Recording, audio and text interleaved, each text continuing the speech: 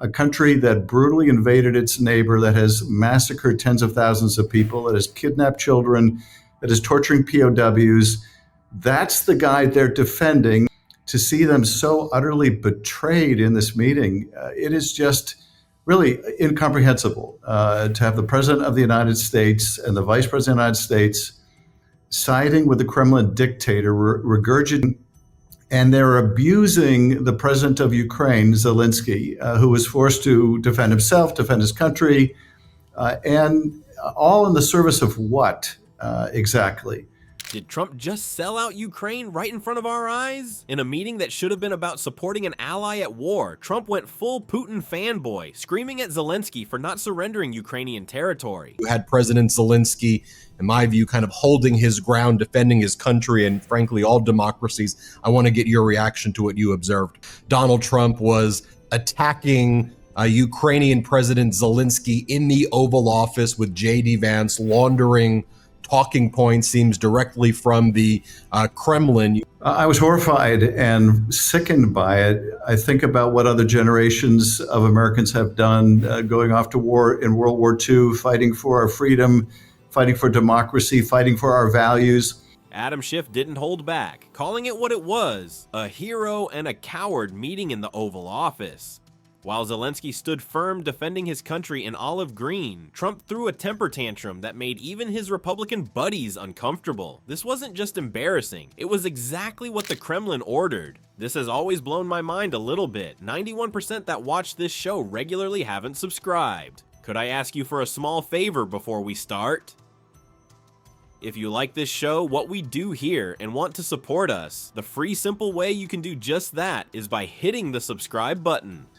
Or I don't know what, but whether this was a deliberate sabotage, an orchestrated sabotage, or whether a small, petty, weak president, Donald Trump, the mineral rights, is that what this is about? That President Trump is upset he didn't get the mineral rights to Ukraine?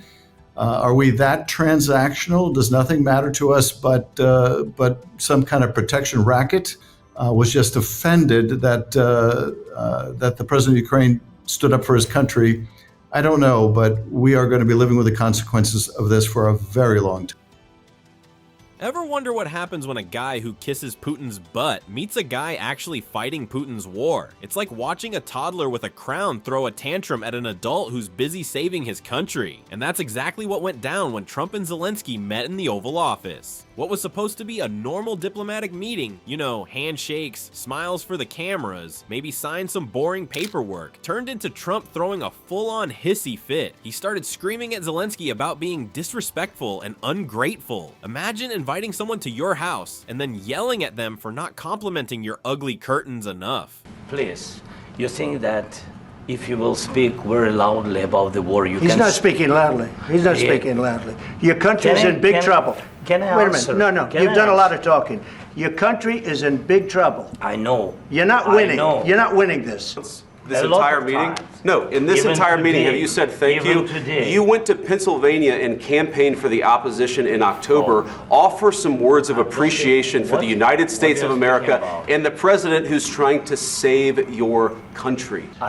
You have a damn good chance of coming out okay because of us. Mr. President, we are staying in our country, staying strong from the very beginning of the war. We've been alone, and we are thankful. I said thanks you haven't in been this alone. cabinet, you and haven't not been only alone. in this cabinet. We gave you, through this stupid president, 300... The orange turd couldn't even handle Zelensky's clothes. That's right, while Ukraine is fighting for its survival, Trump was busy being the fashion police. He actually mocked Zelensky's military-style outfit, suggesting he should wear a fancy suit instead. Because apparently when your country is being bombed, the first thing you should worry about is looking sharp for Donald Trump. Zelenskyy, who's got more class in his pinky finger than Trump has in his entire bloated body, fired back with the perfect response. I will wear a costume after this war finishes. Maybe something like yours, maybe something better. Ouch, that's what we call a presidential burn. The meeting was actually supposed to be about signing a minerals deal that would help Ukraine's struggling economy, but Grumpy Trumpy couldn't focus on actual business because he was too busy being offended that Zelenskyy wasn't bowing down and kissing his ring. It's like he expected the Ukrainian president to show up with a gift basket and a thank you card. And it wasn't just Donnie Diapers doing the bullying. His VP Vance decided to join the pile-on, lecturing Zelenskyy about showing more appreciation while accusing him of running propaganda tours for politicians who visit Ukraine, because apparently showing elected officials the actual destruction in your country is propaganda now. Makes perfect sense if your brain is made of mashed potatoes. Instead of discussing what Ukraine needed to defend itself against Russian missiles and tanks, Trump went off on bizarre tangents about Hunter Biden's laptop and his own sad little grievances about Russia.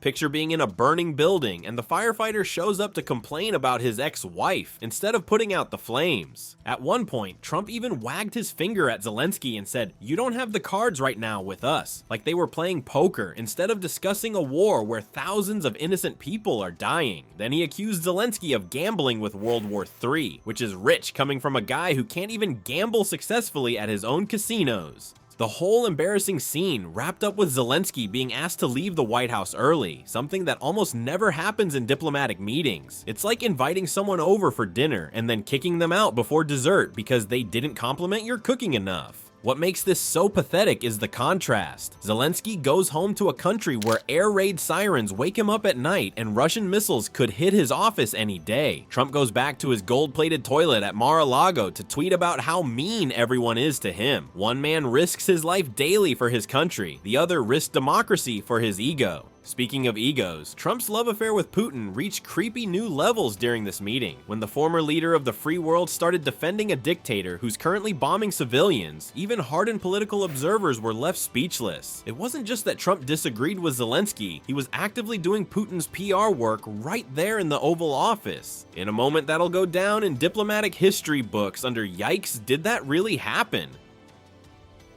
Zarania Trump actually scolded Zelenskyy for speaking ill of the very man trying to destroy his country. He doesn't have to stand there and say about Putin this, Putin that, all negative things, Trump lectured, as if Zelenskyy was being rude about some random neighbor rather than discussing a dictator bombing Ukrainian homes. Zelenskyy, who clearly has more patience than I would in that situation, calmly reminded Trump that Putin has broken 25 ceasefire agreements.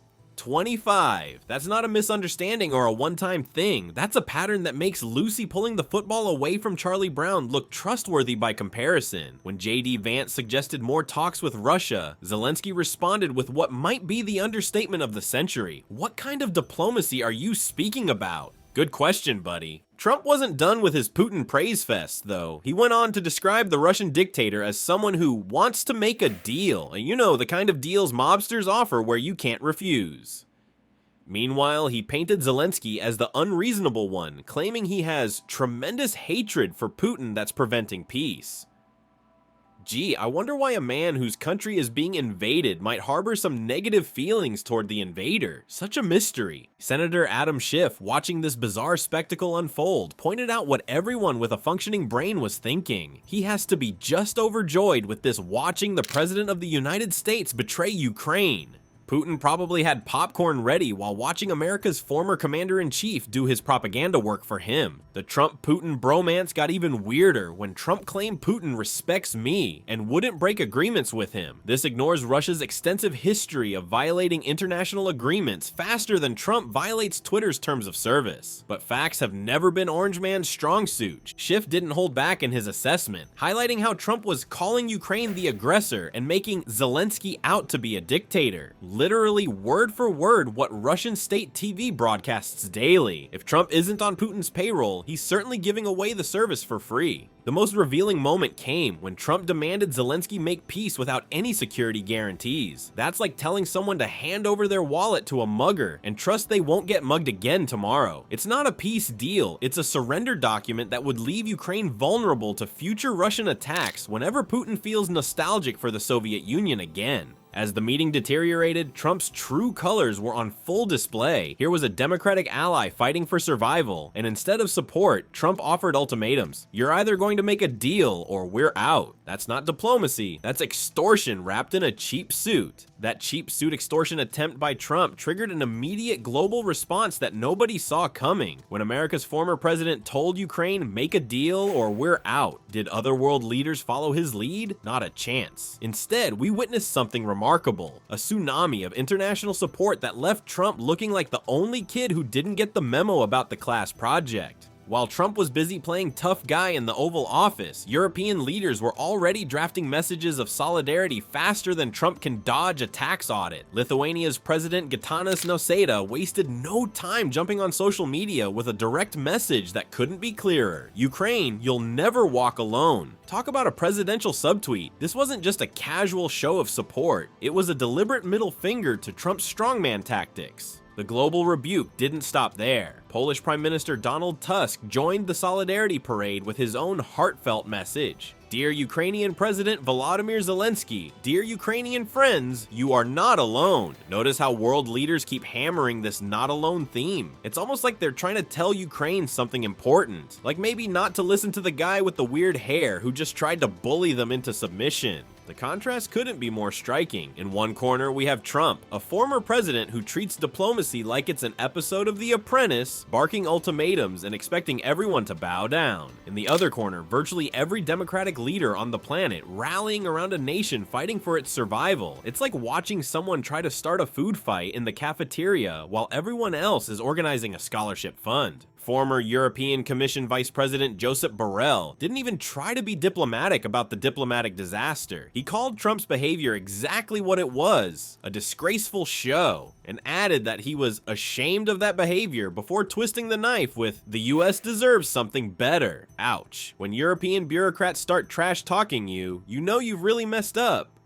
What's particularly remarkable about this international response is how quickly and decisively it came. There was no hesitation, no waiting to see which way the political winds were blowing. It was immediate and unanimous. The democratic world standing shoulder to shoulder with Ukraine, while Trump stood alone with his arms crossed and his lip pouty. French President Emmanuel Macron emphasized that we must respect those who are fighting, a not-so-subtle dig at Trump's disrespect towards Zelenskyy and his nation's sacrifice. Macron didn't need to mention Trump by name, everyone knew exactly who he was talking about. It's like when your mom says someone didn't clean their room while staring directly at you. Even Spain's Prime Minister Pedro Sanchez, who had just announced a new aid package worth 1 billion euros, made sure Ukraine knew where Spain stood. Ukraine, Spain is with you. That's a billion euros backing up those 5 simple words. Meanwhile, Trump couldn't even offer 5 minutes of basic diplomatic courtesy. The global response to this diplomatic dumpster fire revealed something fundamental about America's place in the world under Trump's vision. While Trump imagines himself as some kind of global kingpin whose orders everyone must follow, the reality is that other Democratic leaders see themselves as equal partners in upholding shared values, not as Trump's backup dancers. European Commission President Ursula von der Leyen perhaps delivered the most powerful counter to Trump's bullying with her message to Zelenskyy. Your dignity honors the bravery of the Ukrainian people. Be strong, be brave, be fearless. You are never alone. While Trump was questioning Zelensky's wardrobe choices, von der Leyen was praising his dignity. While Trump was demanding capitulation, she was encouraging courage. So what we've really seen in this White House mess isn't just another Trump tantrum. It's the moment when choosing Putin over an actual war hero became official Trump policy. After the disastrous meeting, Trump ran to Truth Social to complain like a toddler who didn't get his ice cream, claiming Zelenskyy disrespected America while announcing peace talks were over. Meanwhile, Zelenskyy had to cut his visit short after Trump's finger-wagging meltdown. As Senator Schiff perfectly put it, if the President of the United States won't defend our values, won't defend democracy, won't stand by our allies, then we damn well need to do it in Congress. The contrast couldn't be clearer. One man left early to return to a nation fighting for survival. The other went back to playing golf and posting angry rants. Guess which one is the real leader?